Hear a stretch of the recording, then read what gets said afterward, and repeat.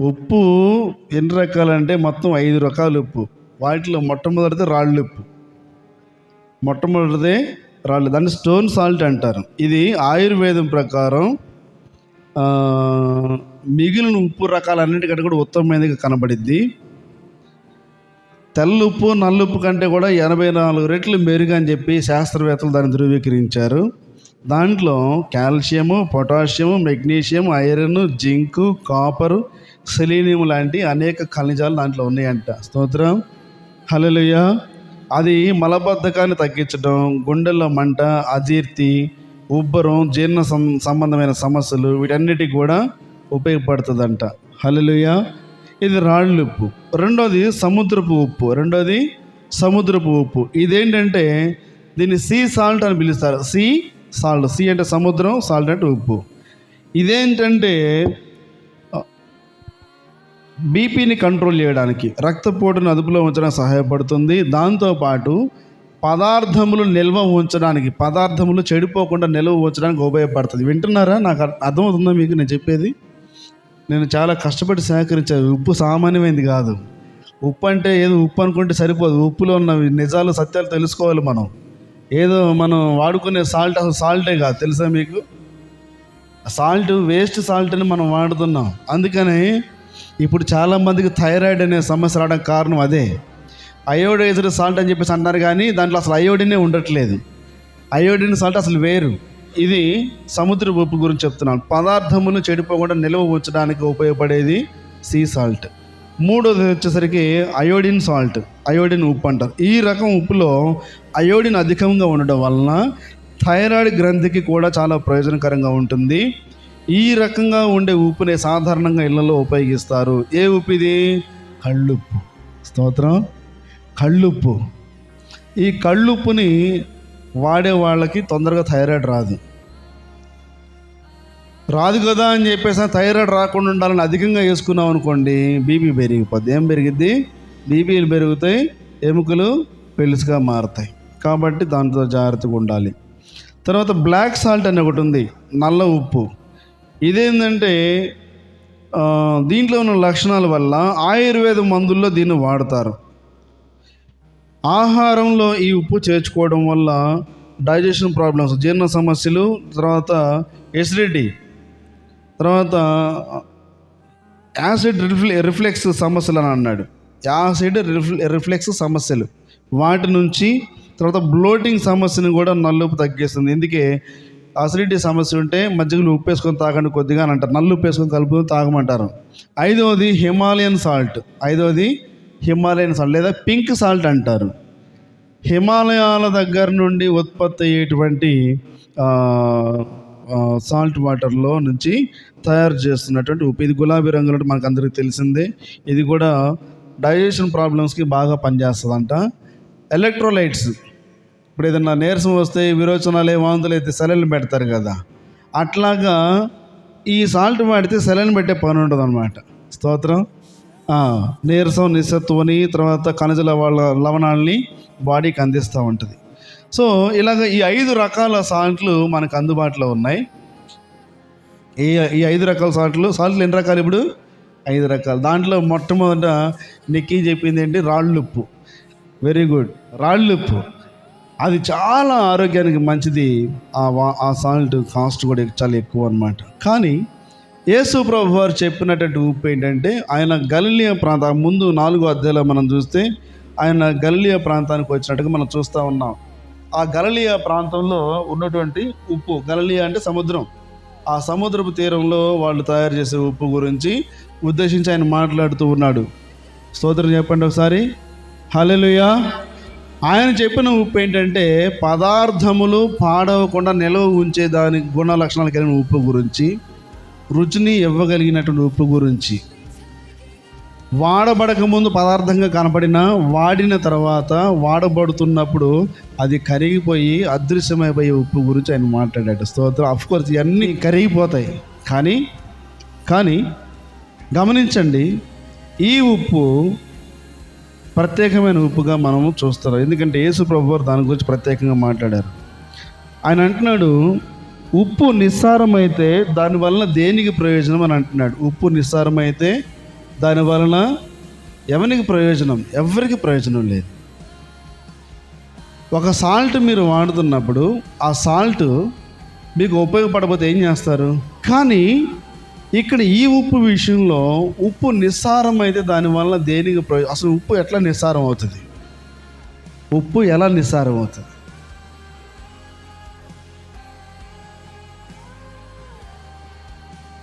ఉప్పు సారం కలిగి ఉంటుంది. దానికి ఒక గుణ లక్షణం ఉంది, సారము కలిగి ఉంది అని. అది సారం కలిగి ఉంది కాబట్టి ఇండ్లలో అర్థ పెట్టేసేటప్పుడు కూడా బొగ్గుతో పాటు దాన్ని ఒక పొరగా ఒక కళ్ళుప్పుని వేస్తారనమాట. 4 లేయర్స్ 3 లేయర్స్ అన్నట్టుగా దాంట్లో ఒక 2 లేయర్స్ 3 లేయర్స్గా ఉప్పును కూడా వేస్తారు. కారణం ఏంటంటే ఉప్పు సారం కలిగింది. ఈ సారం కలిగినటువంటి ఉప్పు తన ధర్మాన్ని ఎట్లా పోగొట్టుకుంటుంది? వాడకుండా వదిలేస్తే పోగొట్టుకుంటుంది. స్తోత్రం.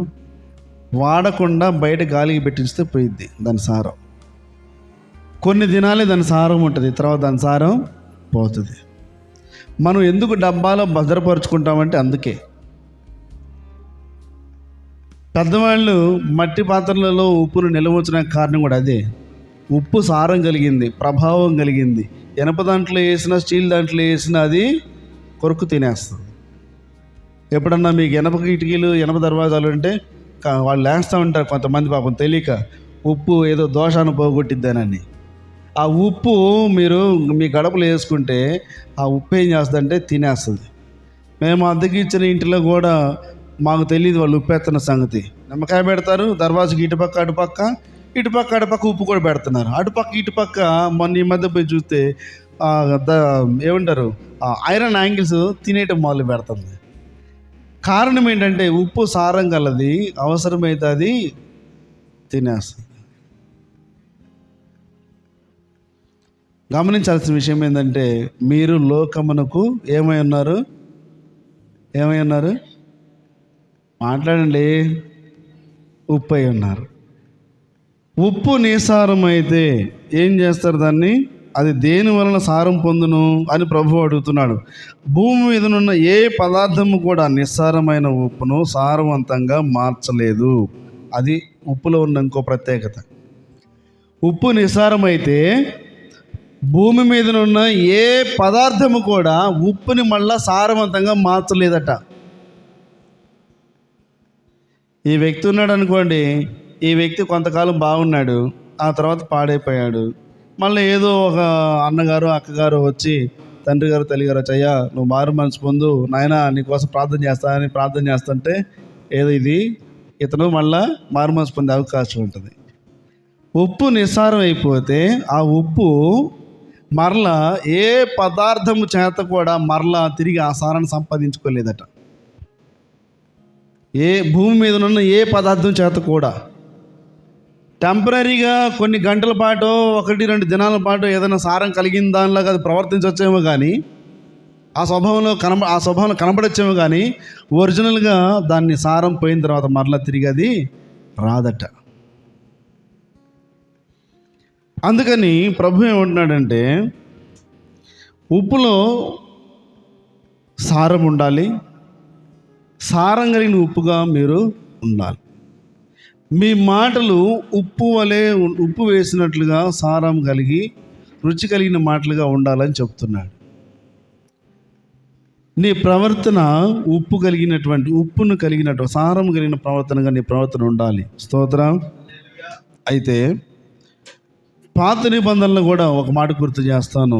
లేవీకాండము 2వ అధ్యాయం 19వ వచనంలో అంటున్నాడు, నీవు అర్పించు ప్రతి నైవేద్యమునకు ఉప్పు చేర్చవలెను, నీ దేవుని నిబంధన యొక్క ఉప్పు నీ నైవేద్యం మీద ఉండవలెను. ఏంటంట? నీ దేవుని నిబంధన యొక్క ఉప్పు. నిబంధన ఏంటి? నీ ప్రతి నైవేద్యానికి ప్రతి అర్పణానికి నువ్వు ఉప్పు చేర్చాలి. నీ దేవుని నిబంధన యొక్క ఉప్పు నీ నైవేద్యం మీద ఉండవలెను, నీ అర్పణములన్నిటితోనూ ఉప్పు అర్పింపవలెను. హల్లెలూయా. పాత నిబంధనలో ప్రభువు ఇశ్రాయేలుకి ఇచ్చినటువంటి కట్టడ. చాలామంది ఉప్పు విషయాన్ని పెద్దగా పట్టించుకోరు. నాకెందుకో ఉప్పు చాలా ప్రాముఖ్యత కలిగిందిగా అనిపించి ఈ ఉప్పు కోల పెట్టుకున్నాం పోయిన వారం ఈ వారం. అయితే ఉప్పు ఎన్ని విధాలుగా ఉపయోగపడుతుంది అంటే ప్రతి విషయంలో ఆ ఉప్పు ఉపయోగపడుతుంది. ఇంకొక చోట ఉప్పు ఎలా ఉపయోగపడింది తెలుసా? 2వ రాజుల గ్రంథము 2వ అధ్యాయము 19వ వచనానికి చూడండి. అంతటా ఆ పట్టణపు వారు ఈ పట్టణం ఉన్న చోటు రమ్యమైనదని మా ఏలిన వాడవైనా నీ కనపడుతుంది కదా. ఇక్కడ ఆగుదామా? సందర్భం ఏంటంటే ఏలియా గారు అగ్ని రథములతో కొనుక్కోబడిన తర్వాత, కొనుక్కోబడక ముందు వీళ్ళందరూ ఈ శిష్యులు ఎక్కడికి పోతే, ఏ ఊరికి పోతే ఆ ఊరు శిష్యులు, ప్రవక్తల శిష్యులు అందరూ, ఇదిగో ఎలీషా నీకు తెలుసా, మీ అయ్యగారు పోతున్నాడంట, దేవుడు తీసుకుంటాడంట, నాకు తెలుసులేరా మీ పని మీరు చూసుకోండి, వెళ్తున్నాడు, నీకేం కావాలి, దేవుడు నన్ను బేతేలుకి వెళ్ళమంటున్నాడు, యెహోవా జీవం తోడు నీ జీవం తోడు, నేను నిన్ను విడిచిపెట్టను, నీతో పాటే వస్తా, అసలు నీకేం కావాలంటే అయ్యా నీ ఆత్మలో 2 పాళ్ళు అయ్యా అని అడుగుతాడు. అప్పుడు నేను కొనుక్కోబడుచున్నప్పుడు ఒకవేళ నేను నీకు కనబడితే, మొదటేమో నువ్వు అడిగింది చాలా కష్టసాధ్యంగా ఉంది, అది కుదరని పని, దేవుడే వచ్చి నన్ను తీసుకొని పోతుంటే నువ్వు నాకు నీ ఆత్మలో 2 పాళ్ళు ఇమ్మని నన్ను అడుగుతున్నావేంటి అని చెప్పి ఏనంటాను. లేదు నాకు తెలియదు, నాకు మాత్రం 2 పాళ్ళు కావాలి. సరే, ఒకవేళ నేను కొనుక్కోబడుతున్నప్పుడు నేను కానీ కనబడితే నీకు అలా జరుగును కాక అని అంటాడు. అలాగా ఈ ఏలియా గారు అగ్ని రథముల చేత కొనుక్కోబడుతున్నప్పుడు, నా తండ్రి ఇశ్రాయేలుకు రథములను రౌతులు నీవే అని చెప్పి కేకలు వేస్తూ ఆయన చూసినప్పుడు ఏలియా గారి యొక్క దుప్పటి క్రింద పడింది. స్తోత్రం. అందరికీ తెలిసిందే. పాపం మీరు నవ్వుకోవడానికి ఫన్నీగా ఒక మాట చెప్తా, ఎప్పుడు జోకులు వేయట్లేదు కదా, ఒక జోక్ వేస్తాం, నవ్వు రాపోయిన నవ్వండి. స్తోత్రం. ఒక ఆయన వాక్యం చెప్తున్నాడు, పాపం చెప్తూ అక్కడేముంటుందంటే 13వ వచనం చూడండి, 2వ అధ్యాయం 13వ వచనం. సరే, మీకు ఈ కాన్సెప్ట్ చదవాలి కాబట్టి 11 చదవండి. వారు ఇంకా వెళ్ళిచూ మాట్లాడుచుండగా ఇదిగో అగ్నిరథమును చదవండి అమ్మా. వీరిద్దరిని వేరు చేసిన అప్పుడు ఏలియా సుడిగాలి చేత ఆకాశమునకు ఆరోహణమాయను. ఎలీషా అది చూచి, నా తండ్రి ఇశ్రాయేలు వారికి రథమును రౌతులను నీవే అని కేకలు వేసినాం. అంతలో ఏలియా మరలా కనబడకపోయా, అంటే ఒకసారి కనపడ్డాడు, అంటే కొనిపోబడబోయే ముందు కనపడ్డాడు. అప్పుడు ఎలీషా తన వస్త్రమును పట్టుకొని 2 తునకలుగా తన వస్త్రం పట్టుకొని 2 తునకలు. ఎందుకు అంత ఆయనకి కోపం వచ్చేసింది, ఎందుకు అంత వేదన కలిగింది, ఎందుకు అంత బాధ కలిగిందంటే, నా తండ్రి కొనుక్కోబడ్డాడు, ఇప్పటి వరకు నన్ను నడిపించి నాకు ఎన్నో విషయాలు మెలకువలు నేర్పించినట్టు నా దైవజనుడు కొనుక్కోబడ్డాడు, ఇప్పుడు నేను మిగిలిపోయాను ఒక్కడినే. అగ్ని రథాలు వచ్చి, అంటే దేవుని రథాలే వచ్చి, దేవుడే వచ్చి వారిద్దరిని వేరు చేశాడు. అది ఇప్పుడు చూడండి, ఇక్కడ ఆగండి, ఇదే మీకు ఫన్నీ పాయింట్, మీరు నవ్వుకునే పాయింట్ ఇదే. ఒక ఆయన ప్రసంగం చేస్తున్నట్టు అక్క, ఆయన చదవటం ఎట్లా చదువుకున్నానంటే, ఇది దుప్పటి అనుకోండి, ఇది దుప్పటి ఇట్లా పడుతుంది అనుకోండి, ఇది దుప్పటి, పెద్ద దుప్పటి అనుకోండి, ఇలా దుప్పటి వస్తుంది, ఏలియా దుప్పటి కింద పడ్డాడు. అర్థమైందా? ఏలియా దుప్పటి కింద పడింది. ఇది టెక్స్ట్, యాక్చువల్ టెక్స్ట్. ఆయన ఎట్లా చదువుకున్నారంటే, ఏలియా దుప్పటి కింద పడ్డాడు. అర్థం కాలేదా? ఇది ఏలియా దుప్పటి, దిస్ ఈజ్ ఏలియా దుప్పటి. ఏలియా గారు దుప్పటి కింద పడిందని ఇక్కడ రాశాడు. చదివి ఆయన ఎట్లా చదువుకున్నాడంటే, ఏలియా దుప్పటి కింద పడ్డాడు అని చదువుకున్నాడు. స్తోత్రం, హల్లెలూయా. చూడండి ఎంత విచారం. బైబుల్ చదివేటప్పుడు దేవుని ఆత్మ చేత చదివితే అది అర్థమవుతుంది. కొన్ని చోట్ల యెహోవా అట్లు చేసిననుంది, నోవహు అట్లు చేసిననుంది. మార్తమా, వచ్చే ఆదివారం నువ్వు పెద్ద అట్లు వేసుకో. ఆ రోజులు అట్లుంటే తెలుసా, దేవదూతలు ఇంక ఆజానుబాహులు తెలుసా నీకు. ఆయన ఇంకా పెద్ద ఆజానుబాహుడు. ఈయన చూసినట్టే చెబుతున్నాడు. చెబుతూ ఏమంటాడు, వచ్చేవారం నువ్వు వేసుకొనిరా. సువార్తక్క, వచ్చేవారం ఆపయోచరం నువ్వు వేసుకొనిరా. ఇప్పుడు ఈయనకి ఏం కావాలి? అట్లు కావాలి. దేవుడు అట్లు చేశాను అంటే, దేవుడు అట్లు అయితే మనం చేయమండి అని ప్రసంగం చేశాడు ఆయన. ఇంకొక ఆయన ఏం ప్రసంగం చేస్తున్నాడు, ఏలియా గారు దుప్పటి కింద పడ్డాడని ప్రసంగం చేస్తున్నాడు. ఎంత విచారం. లేదు, ఏలియా గారు దుప్పటి కింద పడింది. ఆ కింద చదివింటే, కొంచెం చదివింటే బాగుండేది. ఆయన ఆ చదువుల కింద ఏం చెప్పాడు తెలుసా? చూడండి,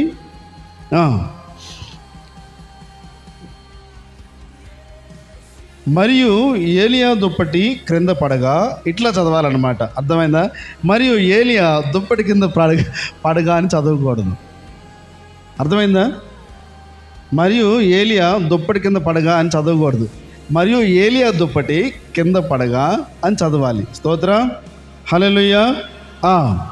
పడగా అతడు దాన్ని తీసుకొని యోర్దాను ఒడ్డునకు వచ్చి నిలిచి, ఒంటి మీద నుండి క్రింద పడిన ఆ దుప్పటిని పట్టుకొని నీటి మీద కొట్టి, ఏలియా యొక్క దేవుడైన యెహోవా ఎక్కడ ఉన్నాడనను. ఇది చదివింటే, ఈ కాంటెక్స్ట్ చదివింటే బాగుండేది ఆయన. సో బైబుల్ చదివేటప్పుడు మనం ఒక పారాగ్రాఫ్ చదువుకుంటూ వెళ్ళాలి. పారాగ్రాఫ్లుగా మనం చదువుకుంటూ వెళ్తే దాంట్లో చాలా విషయాలు మనకు అర్థమవుతాయి. ఈ పరిస్థితుల్లో ఏలియా గారేమో కొనుకోబడ్డాడు, ఎలీషా గారేమో విడిచిపెట్టబడ్డాడు. ఈ ఎలీషా గారు దేవుడు తోడుగా ఉండాలన్న ఉద్దేశంతో తోడుగా ఉన్నాడు. సాధు సుందర్ సింగ్ గారు అని చెప్పి ఆయన టిబెట్ పలుమార్లు వెళ్ళాడు. తోడేళ్లతో మాట్లాడి తోడేళ్ళని కంట్రోల్ చేశాడు, క్రూర మృగాల్ని కంట్రోల్ చేశాడు, ఎంతోమందికి సువార్త చెప్పాడు. లేమన్స్ బెంజికల్ ఫెలోషిప్ వ్యవస్థాపకుల దానియేలు గారు కడసారి అంటే ఆయన చివరిగా ఒక 2-3 సార్లు ఏమో ఆయన కలిసి ప్రార్థన చేయించుకున్నారు.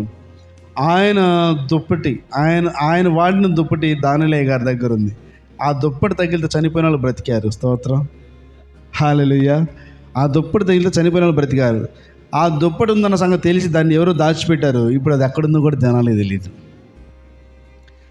దైవ సేవకులు హెబ్రాన్ ఫెలోషిప్ వ్యవస్థాపకులు భక్సింగ్ గారికి, దానియేలు గారికి ఇద్దరికి సాధు సుందర్ సింగ్ గారిని చూసే భాగ్యం దొరికింది. ఆయనతో కలిసి అడుగులేసే భాగ్యం దొరికింది. కొన్నిసార్లు ఆయనతో కలిసి వాళ్ళు వెళ్ళటం జరిగింది ప్రార్థనకి.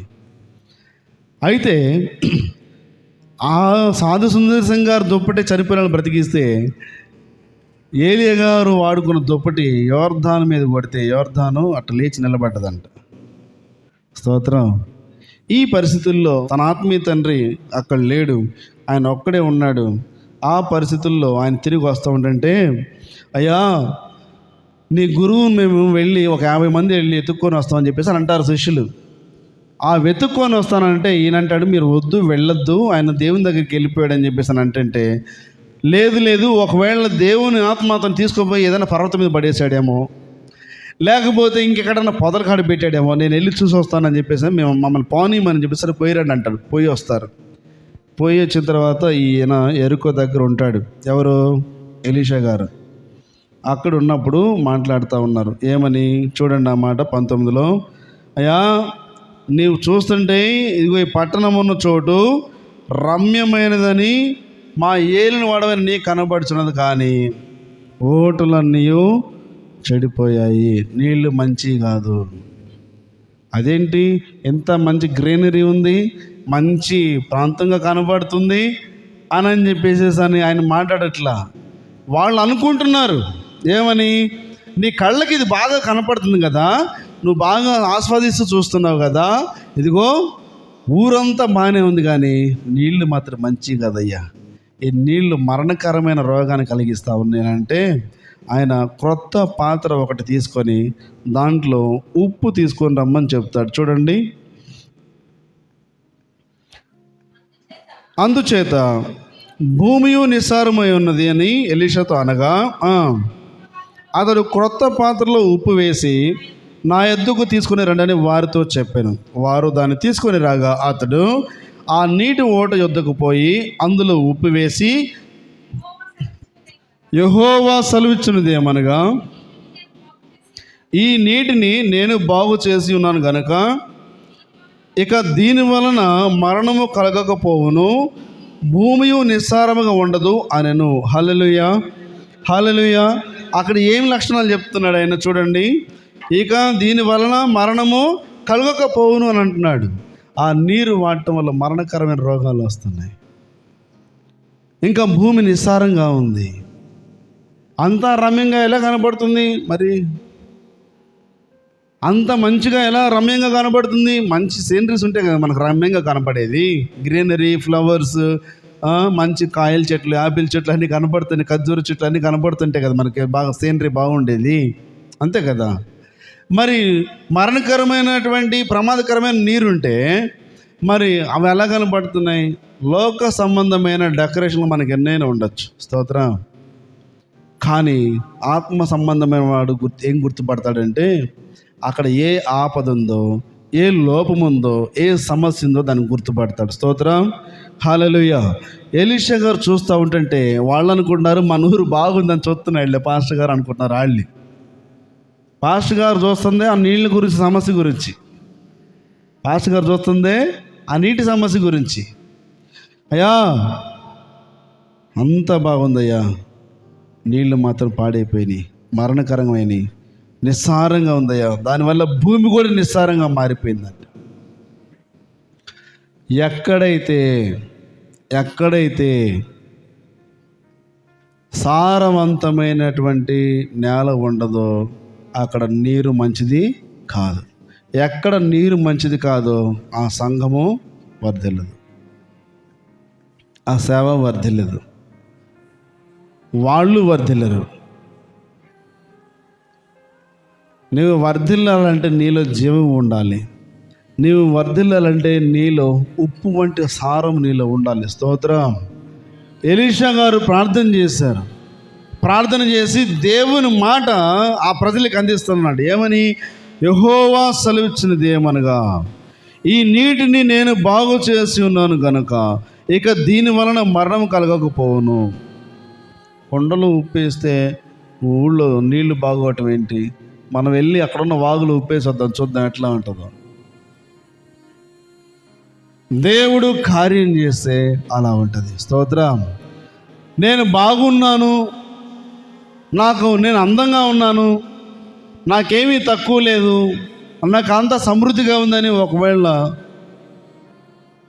కొంతమంది భావించవచ్చేమో, కానీ చూసే ప్రజలకి మనం రమ్యంగా కనబడుతూ ఉంటామేమో, కానీ అందంగా కనబడుతుంటామేమో, కానీ ఆకర్షించబడే విధంగా మనం కనబడుతూ ఉంటామేమో, కానీ నీలో సారం అంటే ఉప్పు వంటి శ్రేష్టమైన బ్రతుకు నీలో లేకపోతే నువ్వు నిస్సారమే. నిస్సారమైన ఉప్పు వలన ఎవ్వరికి ప్రయోజనం లేదు.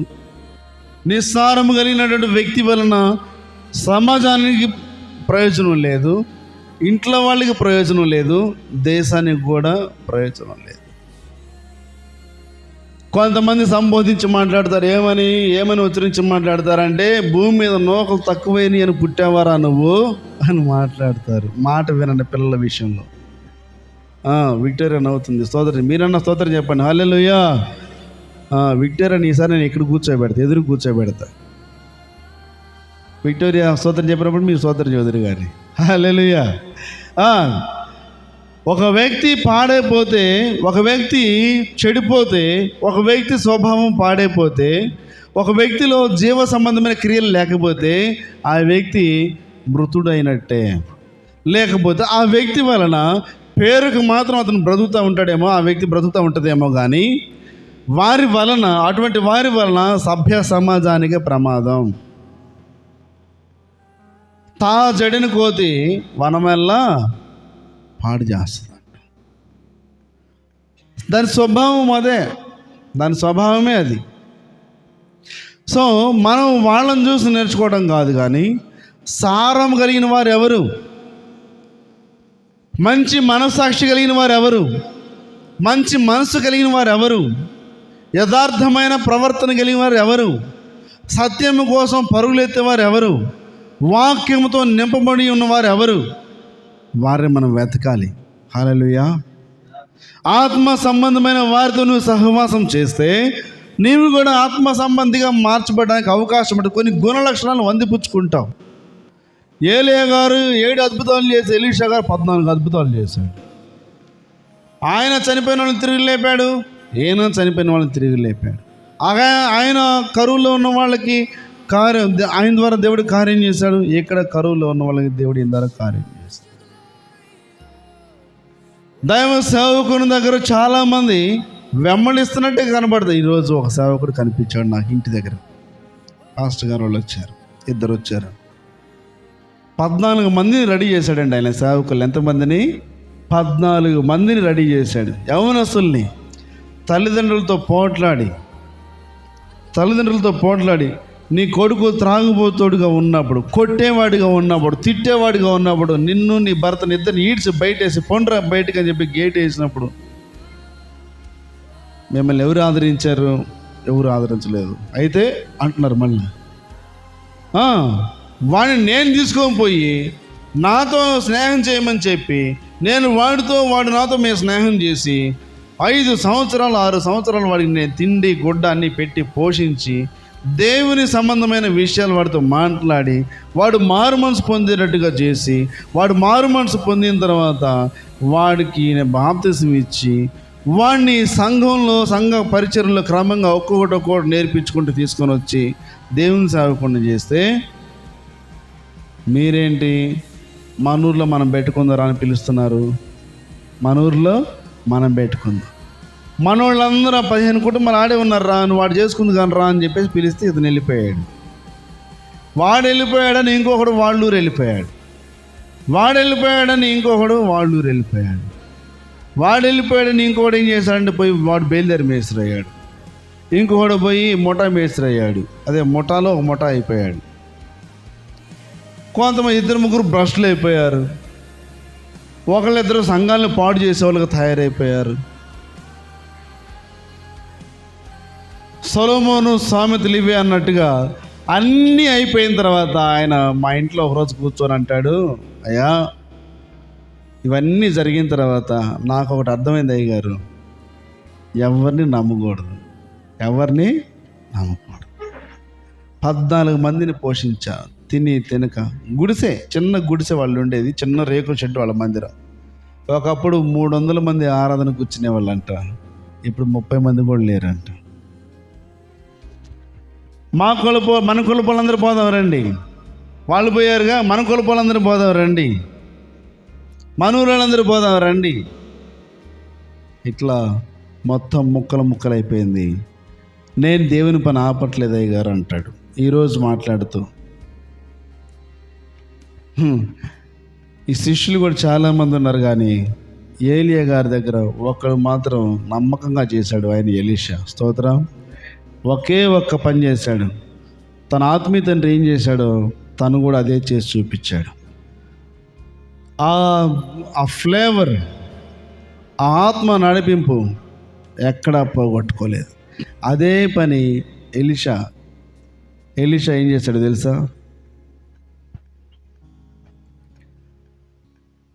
షోమ్రోన్లో రేపు ఈ వేళకి రూపాయి 1కి మానకి పిండి ఇలాగా ఇస్తారు, కరువు ఉందని చెప్పి మీరు ఇదిగా మాకనంటే ఆకాశపు వాకిళ్ళు దేవుడే దిగి వచ్చి ఆకాశపు వాకిళ్ళు విప్పిన ఇది జరుగునా అని చెప్పి అక్కడున్న ఒక వ్యక్తి మాట్లాడతాడు. కానీ అది జరుగుతుంది, కానీ నువ్వు దాన్ని పొందుకోలేవని చెప్పేసి అని అంటాడు. వాడు ద్వారం దగ్గర ఎంట్రన్స్, అంటే ఇట్లా ఏమంటారు, కుష్ఠరోగులు వెళ్ళి ఆ సిరియన్ల దండుపాలనలు అన్నీ చూస్తారు. ఆ తర్వాత ఎవ్వరు లేకపోవటం, కొన్ని దోచుకొని వాళ్ళు ఒకడు ఏమంటాడు, అయ్యా మనం ఇటు దోచుకోవటం తింటాం మన వరకైనా, మన వాళ్ళందరూ ఉన్న రాజుగారు తెలిసినా చంపుతాడు, చెప్పపోయినా చంపుతాడు, చెప్పినా చంపుతాడు, అదేదో మనం పోయి చెబుతాం పండి, ఉంటే ఉన్నాం పోతే పోయామని చెప్పి తీర్మానం చేసుకుని పోతారు. చెప్పిన తర్వాత ఈ ఎవరైతే దేవుడే దిగి వచ్చి ఆకాశపు వాకిళ్ళు విప్పితే కూడా జరుగుద్దా, జరగగలదా అసలు అని అన్న వ్యక్తి ఎవరైతే ఉన్నారో అతన్ని మెయిన్ గేట్ ఎంట్రన్స్ దగ్గర కాపలాగా పెట్టారు, ద్వారపాలకుడిగా పెడితే. ఇప్పుడు ఈ ప్రజలందరూ తండోపతండాలుగా గుంపులుగా పరుగులు ఎత్తుకుంటూ వస్తుంటే వాళ్ళ కాళ్ళతో కూడా చేత అతను పడి చనిపోయాడంట. చూసారా, ఎక్కడ ఎలీషా రాజ్యపడలేదు. అయ్యా సైన్యం అంతా మోహరించిందయ్యా అని పొద్దున్నే లేచి శిష్యుడు కళ్ళు తుడుచుకొని బయటికి వెళ్ళి చూస్తే మొత్తం సైన్యం సమూహం అంతా ఉంది. అయ్యా మొత్తం దండు మొత్తం చుట్టూ మూగారయ్యా, మనం ఎట్టుపోవటానికి లేదు ఇంకా అని అంటుంటే, ప్రభువా వీడి కళ్ళు తెరువయ్యా అంటే, విస్తారమైన దేవుని సైన్య సమూహము ఖడ్గములు ధరించి అగ్నితో వాళ్ళు కనపడ్డారంట. స్తోత్రం. ఎన్ని గొప్ప కార్యాలు ఎలీషా ద్వారా దేవుడు చేశాడు. నయమాను ముట్టి స్వస్థపరిచాడు. ఎక్కడ డబ్బు కోసం పరిగెత్తలేదు, ఏది దాచుకోలేదు, దేవుని కోసం ఖర్చు అయ్యారు. చివరికి ఒక మనిషి చనిపోతే ఆ మనిషిని పాతి పెడతాను గుంత తీసి ఆ శవాన్ని దాంట్లో పెడుతుంటే పొరపాటున ఎలీషా గారి ఎముకలకు తగిలి వాడు బ్రతికి లేచాడంట. స్తోత్రం. హల్లెలూయా. ఎంత గొప్ప అభిషేకం అండి. నీవు ఉప్పు వలె బ్రతకాలి. స్తోత్రం. ఉప్పు వలె బ్రతకాలని చెప్పేసి నెల టబ్బులో కూర్చోబాకండి. ఉప్పు వలె బ్రతకాలి, సారం కలిగి బ్రతకాలి. దేవుని మాట మనకి జీవపు ఊట. ఎప్పుడైతే ఉప్పు వేసాడో నీళ్ళు బాగుపడ్డాయి. నీవు కూడా ఉప్పు వంటి స్వభావం కలిగి ఉంటే నీవున్న ప్రాంతానికి ఆరోగ్యం కలుగుతుంది. స్తోత్రం. నీవున్న ప్రాంతానికి క్షేమం కలుగుతుంది. నీ ఇంటిలో ఆశీర్వాదం ఉంటుంది. నీ ఇంటిలో మరణకరమైనది ఏది ఉండదు. స్తోత్రం. హల్లెలూయా. అపాయకరమైనది ఏది నీ ఇంట్లో ఉండదండి. అంతేనా, నీవు అనేక మందికి ప్రయోజనకరంగా ఉంటావు. కొంతమంది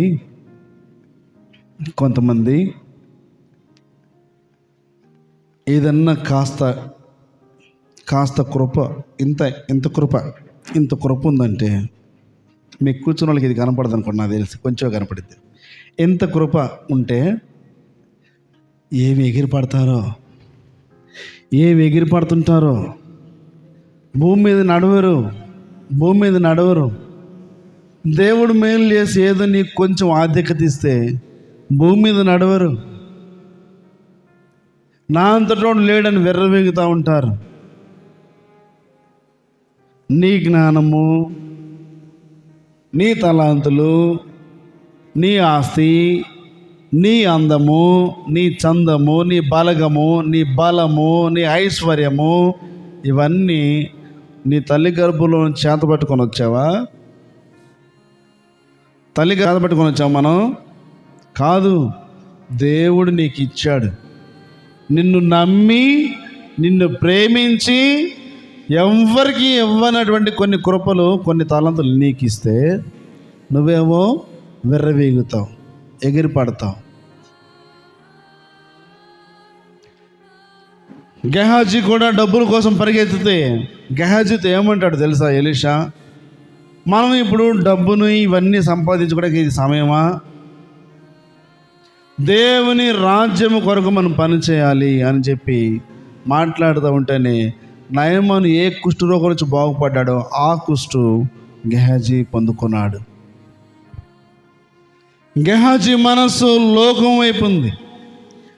ఏలియా దగ్గర శిక్షణ పొందుతున్న ఎలీషా మనసు ఏలియా మీద ఉంటే, దేవుని మీద ఉంటే, ఏలియా ద్వారా ఎలీషా ఒక్కొక్క విషయం నేర్చుకొని రాజీ పడినటువంటి రోషం కలిగిన భక్తిని నేర్చుకుంటూ ఉంటుంటే, అదే దైవజనుడి దగ్గర ఉన్నటువంటి ఆ రోషము, అంతకంటే రోషము, అంతకంటే పట్టుదల, అంతకంటే తీవ్రమైనటువంటి వ్యక్తిగా కనబడుతున్నటువంటి ఎలీషా దగ్గర ఉన్నటువంటి గెహాజీ నేర్చుకోలేకపోయాడు. భౌతికపరమైన, లోకపరమైన వాటి మీద దృష్టి పెట్టాడు. ఈ సహోదరి మనల్ని ప్రేమించి ఇదిగో మనకు ఒక ఇల్లు ఇచ్చి మనల్ని ఇక్కడ మనకి ఆతిథ్యం చేస్తూ ఉన్నారు కదా, ఈమెకి ఏం కావాలి? ఆయనకి తెలుసు ఏం కావాలో. ఎలీషాకు తెలుసు ఆ ఇంటికి ఏం కావాలో. వీడేం చెప్తాడో చూద్దామని చెప్పి అతన్ని అడిగితే, అంటే ఆ రోజుల్లో ఇంత ఫ్రీనెస్ అనేది లేదు. యేసు ప్రభు వారు భూమి మీదకి వచ్చిన తర్వాత ఫ్రీడమ్ పెరిగిపోయింది. దేవాలయపు తెర రెండుగా చీలిపోయినట్టుగా దేవుని వాక్యమును కొందరికే కాకుండా అందరికీ అందుబాటులో తీసుకొని వచ్చి సమానత్వాన్ని తీసుకొని వచ్చిన తర్వాత దేవుని సేవకులు, యాజకులు, అలాగే విశ్వాసులు అందరూ కూడా కలిసిమెలిసి జీవనం చేయటం అనేది అలవర్చబడింది. అయితే ఆ రోజుల్లో ఎవరిని పడితే వాళ్ళని దేవుని సేవకుల దగ్గరికి రానిచ్చేవాళ్ళు కాదు. ఆమె వాళ్ళ ఇంట్లో షెల్టర్ అయ్యవచ్చుగాక, మంచి పదార్థాలే చేసి వడ్డించునుగాక, ఏమైనా చేయగాక, వెలగాల పనులు ఏమైనా చేయగాక వాళ్ళ దగ్గరికి రాని, దూరంగానే ఉంచాలి. ఇప్పుడు కూడా కొంతమంది సేవకులు దాన్ని ఫాలో అవుతారు. అది ప్రోటోకాల్ అంట. ఏంటది? ప్రోటోకాల్ అంట. మన ఇళ్ళలోకి రానికూడదు బ్రదర్, దూరంగా ఉంచాలి. విశ్వాసం దూరంగానే ఉంచాలి. మన దగ్గరకు రానిస్తే మన వీక్నెస్ తెలుసుకోండి. నీకు వీక్నెస్ ఎందుకు ఉండాలి? అసలు నువ్వు వీక్గా ఎందుకు ఉండాలి? బలంగా ఉండు. ఒకవేళ నీకు ఏదైనా బలహీనత ఉంటే నీ బలహీనత నీ సహోదరుడు చెప్పుకొని, నీ సహోదరుడు నువ్వు ఇద్దరు కలిసి ప్రార్థన చేయండి, బలపరచబడండి, సంఘం బాగా ఉద్యమంగా కట్టండి. ఏమవుతుంది? మన సీక్రెట్స్ తెలుసుకుంటారు బ్రదర్. అందుకనే జనాల దగ్గర డబ్బులు అయితే తీసుకుంటారు కానీ వాళ్ళ ఇంటికి పిలిచి భోజనం పెట్టరు. జనాల దగ్గర అన్నీ తీసుకుంటారు, బంగారం తీసుకుంటారు, డబ్బులు తీసుకుంటారు. పాట పాడడానికే బంగారం అడగాలేదు, వజ్రాలు అడగాలేదు. ఆ తర్వాత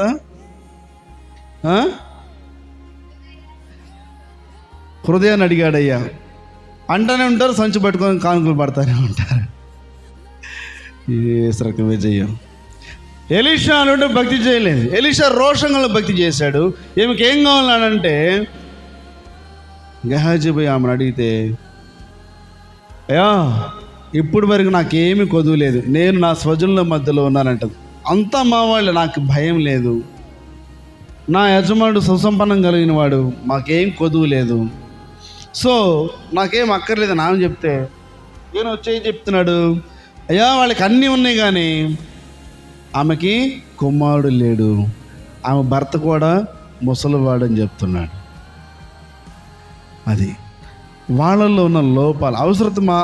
అవసరతగా చెప్తే బాగుండు, లోపభూయిష్టంగా మాట్లాడకూడదు. కొంతమంది భౌతికపరమైన వాటి మీద దృష్టి పెడతా ఉంటారు. మనమే ఇప్పుడు మన సంగతి చూడండి, ఎంతో ఇబ్బంది పడుతున్నాం, ఎంతో అవస్థ పడుతున్నాం. దేవుడు ఒక కుటుంబాన్ని ప్రేరేపించాడు.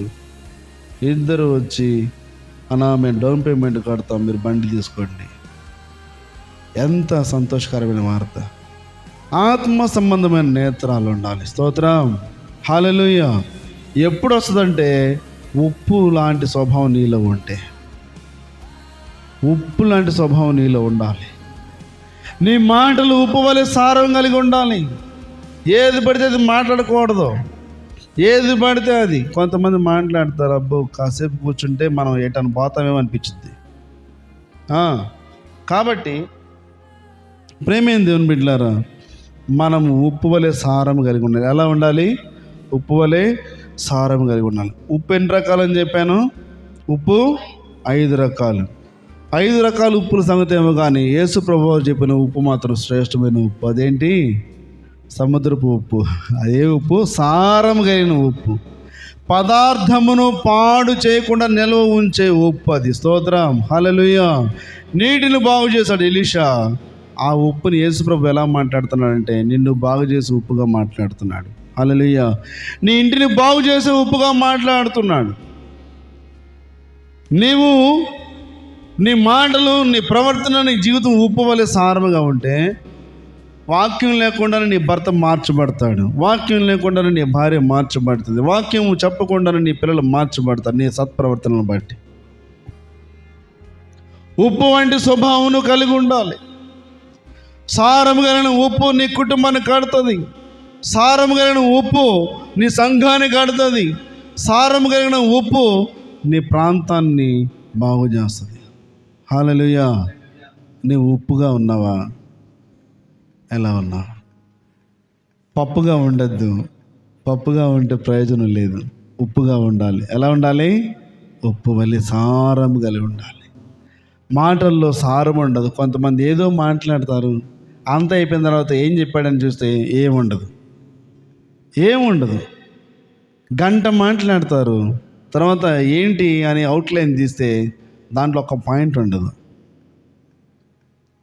నీ మాటలు ఉప్పు వేసినట్టుగా సారం కలిగి ఉండాలి. స్తోత్రం. ఉప్పు వేసినట్టుగా సారం కలిగి ఉండాలి. నీ ఇంట్లో ఎప్పుడు సారము కలిగి, అంటే ఉప్పు పెట్టుకొని ఉండమని చెప్పట్లా, మీరే ఉప్పులాగా సారం కలిగి ఉండాలి. స్తోత్రం. హల్లెలూయా. ఇంకొక విషయం ఏంటంటే, ఉప్పులో అర్పణ ఉంది. ఏముంది? ఉప్పులో అర్పణ ఉంది. ప్రతి అర్పణకి నువ్వు ఉప్పు తీసుకొని రావాలి. ప్రతి నైవేద్యానికి నువ్వు ఉప్పు తీసుకొని రావాలి. ప్రతి నైవేద్యం నైవేద్యం మీద నువ్వు ఉప్పు ఉంచాలని చెప్తా ఉన్నాడు. ఉప్పులో అర్పణ ఉంది. అంటే నీవు సారవంతమైన వ్యక్తిగా ఉంటే దేవుని కొరకు నువ్వు ఒక అర్పణగా పనిచేస్తావు. స్తోత్రం. మా ఇంట్లోనే నేను అర్పించబడుతున్నాను అయ్యా, మా ఇంట్లోనే నేను కరిగిపోతున్నాను, మా ఇంట్లోనే మెల్ట్ అయిపోతున్నాను, ఇంకేం మెల్ట్ అవ్వాలి? లేదు. నీవు అర్పణగా మార్చబడాలి. దేవుని కొరకు, దేవుని రాజ్యం కొరకు నువ్వు ఉప్పు వలె అర్పణగా మార్చబడాలి. కాస్తంత తలాంతులు ఉంటే మనం ఎగిరిపట్టం కాదు, కానీ అదిగో ఉప్పు ఎలాగ కరిగిపోతుందో, కానీ రుచినిస్తుందో, నీవు కూడా అలాగ కనుమరుగయ్యి దేవుని కొరకు రుచిగల పదార్థంగా మార్చబడదుగాక. ఆమేన్. అలా చేస్తేనే నీ జీవితంలో ధన్యత. అలా జీవిస్తేనే నువ్వు కనపడకూడదు. నువ్వు కనపడ్డావా దేవుని మహిమ పోయినట్టే. పనికిరాని ఉప్పుగా మార్చబడతావు. త్రొక్కడానికి ఊరిపటికి తీసుకెళ్ళి కాల్చబడడానికి వస్తావు. కాల్చబడి పదది పారవేయబడుతుంది. ఊరు వేయబడి పారవేయబడుతుంది అంట. చూడండి, అంటే నిత్య నరకంలో వేయబడతాం. మర్యాద తీసుకెళ్ళటానికి కూడా ఉండవు, పారేస్తా తీసుకెళ్ళి. కనుక జాగ్రత్తగా మనము ఉప్పు వలె సారము కలిగిన జీవితము జీవించాలి. అటు కృప ప్రభు మనకందరికి అనుగ్రహించును గాక. ఆమేన్. ప్రార్థన చేసుకుందాం. చిన్న ప్రార్థన చేద్దాం.